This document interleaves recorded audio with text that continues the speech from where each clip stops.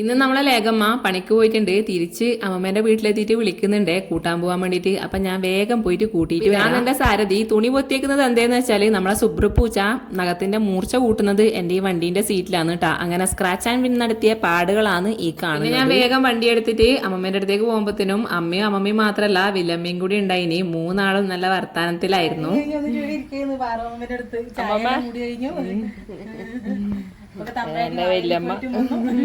കഴിഞ്ഞ ദിവസം ഞാനും അനിയത്തിയും കൂടി അമ്മമ്മ കൊണ്ട് കൊടുത്ത പൂച്ചയില്ലേ, അതുവരെ ഇതാ നല്ല ഉഷാറായിട്ട് അതിലെല്ലാം ഓടിക്കളിക്കുന്നുണ്ട്. അമ്മമ്മ നല്ലൊരു പേര് കൂട്ടിച്ചിട്ടുണ്ട്, ഇക്രു.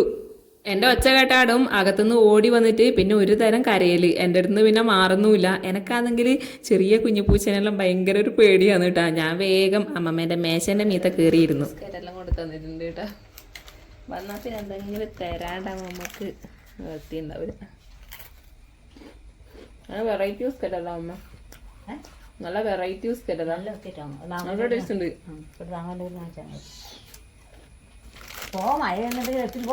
തിന്നോ നോക്കണ്ടേ?